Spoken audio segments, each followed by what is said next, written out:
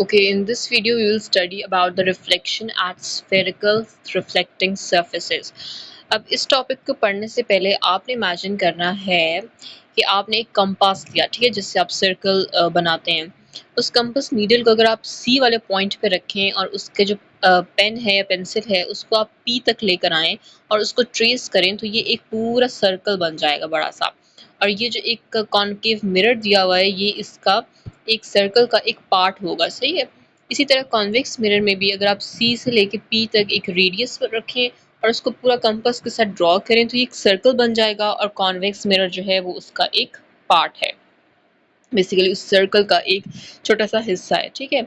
अब इसमें आपने ये देखना है कि जो सी है, सी पॉइंट, वो सर्कल का सेंटर है, उसको हम सेंटर ऑफ कर्वेचर कहेंगे। जो पी है वो उस मिरर का, कॉनकेव मिरर का या कॉन्वेक्स मिरर का पोल है। और सी से लेके पी तक का जो डिस्टेंस है वो बेसिकली रेडियस ऑफ कर्वेचर है। रेडियस मीन्स कि डायमीटर का हाफ है, ठीक है। और सी और पी के दरमियान जो एफ है that is the focal point, और फोकल पॉइंट जो है वो रेडियस का हाफ होता है, ठीक है। अब जितनी भी लाइंस जो हैं, अब there are some rules of reflection, ठीक है। अब जो रेज पैरेलल होती, अच्छा नहीं, पहले आप ये देख लें कि सी से पी तक जो है ना that is the principal axis, that is the principal axis. C से पी वाला जो पार्ट है दैट इज प्रिंसिपल एक्सिस, जो कि सी को भी क्रॉस कर रहा है और जो पी को भी क्रॉस कर रहा है, ठीक है। That is the principal axis. तो अब जितनी भी रेज पैरेलल जाएंगी इस प्रिंसिपल एक्सिस से, जैसे आपने देखा कि ऊपर वाली ये वाली रे और ये वाली रे जो है ये पैरेलल जा रही हैं, so they are going to reflect back and they will intersect at F. तो एफ वाला जो पॉइंट है ना ये सारी वहां आएंगी। जो रेज जो है वो उस सेंटर ऑफ कर्वेचर से गुजर के जाएंगी वो वापस सेंटर ऑफ कर्वेचर की तरफ ही आएंगी। इसके लिए बहुत एक अच्छी वीडियो है स्फेरिकल मिरर्स की रिफ्लेक्शन देखने के लिए, मनोचा एकेडमी एक यूट्यूब चैनल है, वहाँ पर अगर आप देखें तो उसमें उन्होंने बताया हुआ कि कौन सी रे किस पॉइंट से रिफ्लेक्ट होके जो है ना वापस आती है। तो उसमें आपको अच्छा समझ आ जाएगा। अभी हम इसको स्टार्ट करते हैं पढ़ना। Reflecting surface having the form of a portion the sphere is called the spherical mirror. If the reflecting surface lies on the inside of the curve, it's the concave mirror, and if it is outside, then it is convex mirror. इसको आपने याद कैसे रखना है कि जो केव होता है, केव गार जो होता है वो क्योंकि थोड़ा अंदर की तरफ होता है तो क्या होगा कि कॉनकेव मिरर की जो रिफ्लेक्टिंग सरफेस होगी वो इनसाइड द कर्व होगी और कॉन्वेक्स की बाहर होगी। इसमें 2.6 centre of curvature C is the centre of the sphere, ये मैंने आपको बताया, which the mirror is a part. The pole of the mirror P is the centre of the reflecting surface. C पीच क्या है, रेडियस ऑफ कर्वेचर है जो कि आर है। An axis is the line passing through the centre of curvature striking the mirror. ये भी पढ़ लिया हमने, that passing through the pole of the mirror is called the principal axis, any other axis will be subsidiary axis. फिर दूसरा हमने क्या पढ़ा था कि rays parallel to principal axis are reflected towards concave and away from convex the principal focus, ठीक है। The parallel raise कहाँ से रिफ्लेक्ट बैक होंगी, एफ पॉइंट से। The distance F P is the focal length of the mirror and is equal to the half of the radius. तो radius का half क्या है, फोकल लेंथ है, ठीक है। यानी कि अगर कोई आपको कहे कि रेडियस अपॉन 2 क्या होगा तो वो एफ होगा, और 1 अपॉन एफ क्या होगा, वो 2 अपॉन आर होगा, ठीक है। ये बेसिक मैथ है। Thus the image of an object situated on the principal axis an infinite distance is formed at the principal focus. The image formed by the concave mirror is real and the one formed by the convex mirror is virtual. अब इसको कैसे याद रखें कि convex is vex, ठीक है। vex जो है वो v से स्टार्ट होता है तो उसका जो image होगा वो virtual होगा, concave का जो है वो real होगा।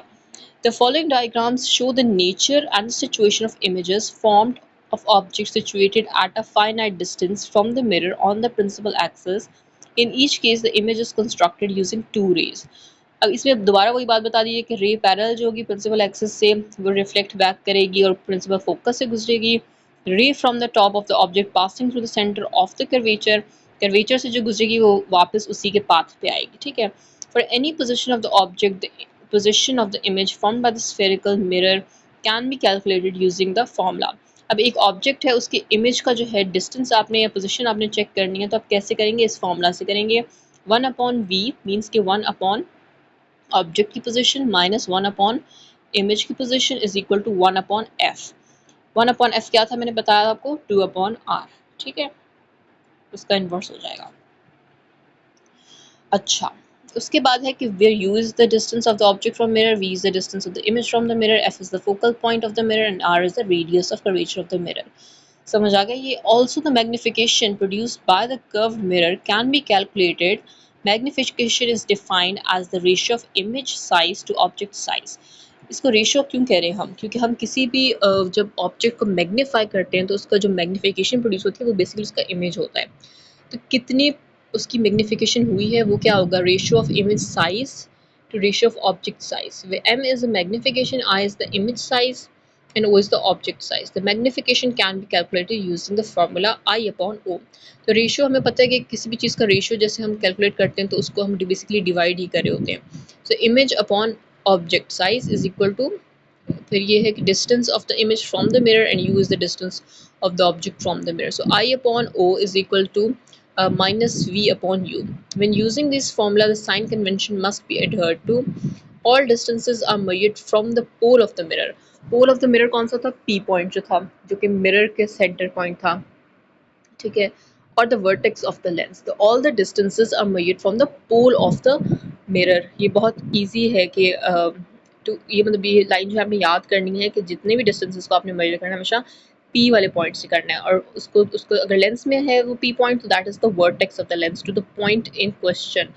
पॉइंट इन क्वेश्चन का मतलब ये है कि अगर ऑब्जेक्ट कर रहे हैं तो ऑब्जेक्ट टू पी क्या है उसका डिस्टेंस, और अगर इमेज कर रहे हैं तो ऑब्जेक्ट टू पी उसका क्या है।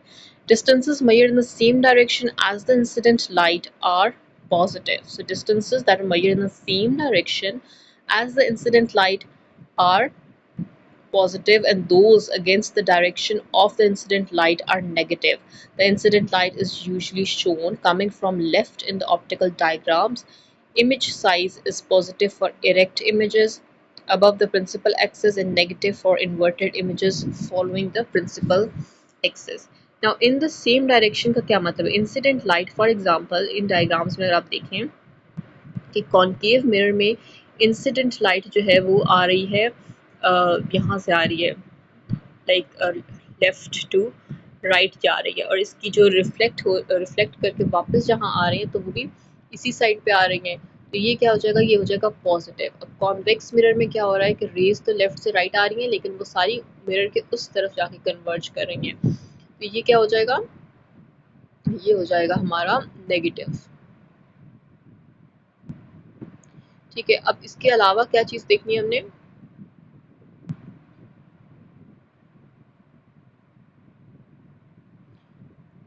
distances measured in the same direction as the incident light are positive, those against the direction of the incident, sorry, I made a mistake here। The distances measured in the same direction as the incident light are positive।